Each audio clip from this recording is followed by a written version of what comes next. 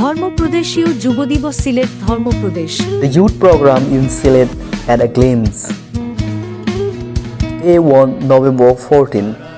The program began with the arrival and registration of the youth, followed by the procession of the cross and an opening ceremony, including welcoming speeches, introductions, and orientations. Day 2, November 15. The day began with Holy Mass. The first session, Synodality, was led by Bishop Sir Francis Gomez, offering insights into synodality and the church's work.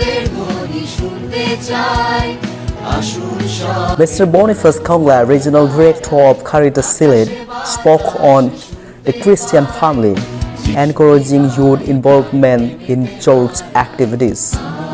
Day 3, November 16. Father Dominic Rosario OMI led a session on morals and values, emphasizing ethical living. World Vision representatives from Sylhet region discussed youth development, and another session focused on leadership roles in the church and society. The day concluded with group discussions, sports, Thanksgiving, and cultural programs. Day 4, November 17. The day began with Holy Mass, marking the end of the event, filled with emotional farewells and reflections on the friendship. However, the youth showcased their talents in dancing, singing, and drama during the program and enjoyed wholeheartedly with all their friends.